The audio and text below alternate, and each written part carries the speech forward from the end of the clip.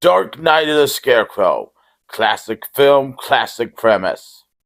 And they wonder, did the Scarecrow actually murder these people? Dark Knight of the Scarecrow 2? There's no wonder about it. The Scarecrow just flat out murders people. This is Steve Sanders' Massacres the Movie.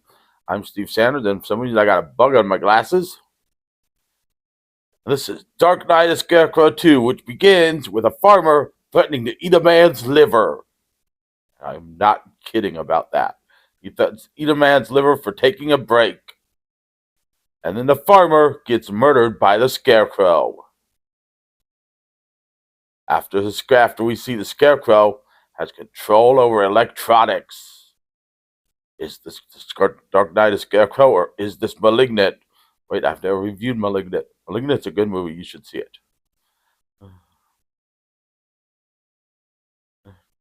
And then we meet our main characters of Hildy, who's a widower, who never had children, who is back from the first one, but is an old woman now. Her babysit, the kid she babysits, Jeremy, and Jeremy's mother, Chris, and Jeremy hates it here, and so does Chris, and the person and a police officer, Scott, who has his gun out and ready to shoot anyone who triggers him, and when he meets Chris, and then puts his gun away, like he's ready to use his other gun. And by other gun, I think you know what I mean. While they're looking for the guy who is taking a break, Shrevey, because I think he murdered the farmer. Meanwhile, we find out Chris is off limits from the sheriff to be questioned by any of them. Meanwhile, the Scarecrow continues to murder people, as we find out Hildy is in danger of losing her house, but the Scarecrow murders the guy who's going to take Hildy's house because Jeremy talked to him about it, apparently. And Hildy's and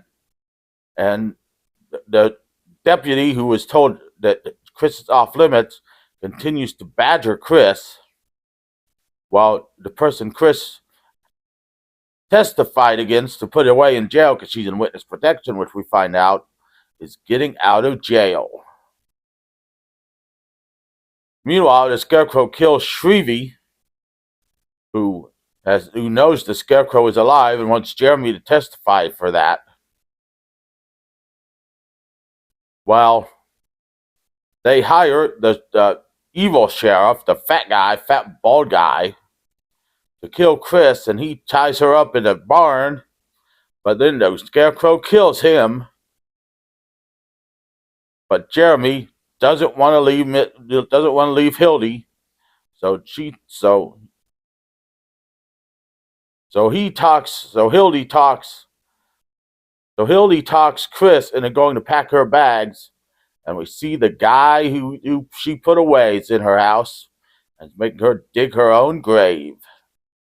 But don't worry, the Scarecrow kills him, and we get our confrontation at the end, with Chris telling Jeremy, who she's found out all along about Bubba from the other sheriff, Scott,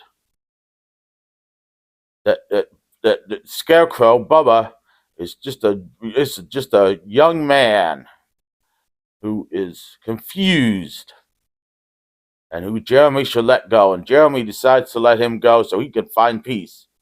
And so Jeremy and Chris move on to go home. And the Scarecrow kills Hildy, who promises him another young boy who he can relate to.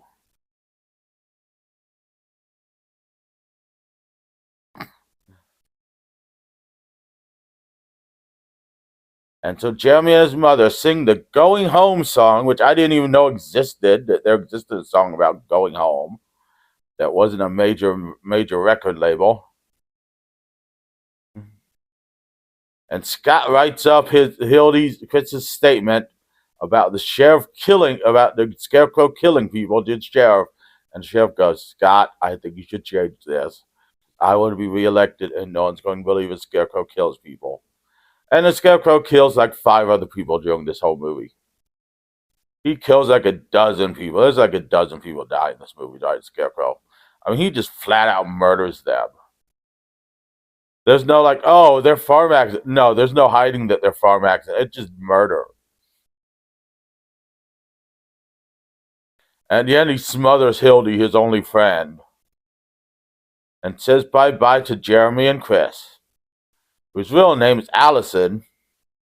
And who knows what Jeremy's real name is? His real name is probably like Frankie or something. Is this movie any good? If you completely ignore the first one,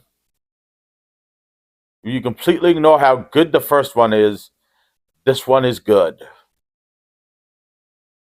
But you've got to watch the first one to know what's going on in the second one. So,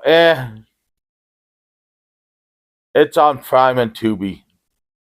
Now here's a word from my sponsor. Need something held together but don't want to use screws or glue or wood? Use duct tape. You can hold anything together with duct tape. Don't want to use screws? Use duct tape. Hold a table together. Duct tape a muffler on a car. Duct tape a child to a wall. Build a canoe out of it. Just use duct tape. Available everywhere. Just use duct tape.